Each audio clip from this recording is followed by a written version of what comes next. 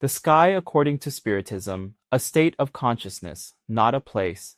Throughout history, the idea of heaven has almost always been associated with a physical place located above the material world, inhabited by perfect beings and reserved as a reward after death. This symbolic representation, although it had educational value in other times, ends up causing confusion when interpreted literally. Spiritism proposes a more rational and profound understanding of this concept.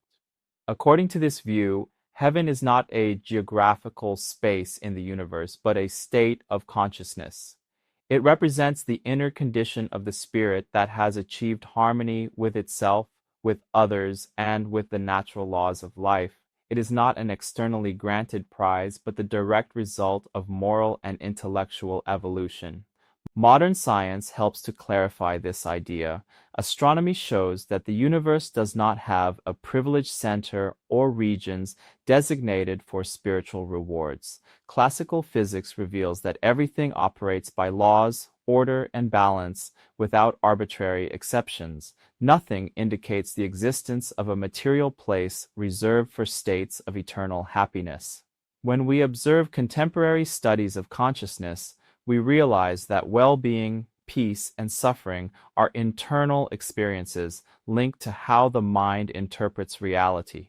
Depth psychology confirms that states of fullness or anguish do not depend on the external environment, but on the level of emotional, ethical, and mental integration of the individual.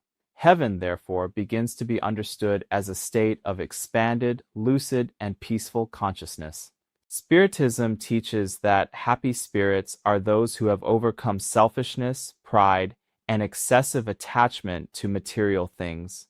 These spirits experience heaven not because they have been taken to a special place, but because they have internally built the necessary conditions for that experience. Wherever they are, they carry this state of balance with them. This understanding also eliminates the idea of spiritual privileges. There are no chosen ones or excluded ones. Heaven is not a destination reserved for a few, but a possibility accessible to all through the conscious effort of evolution. Each step taken toward goodness, knowledge, and empathy brings the spirit closer to this state of fullness. Thus, heaven ceases to be a distant promise and becomes a progressive construction, initiated even during physical life. Living with responsibility, awareness, and love is not just a moral virtue, but a natural path to higher states of existence.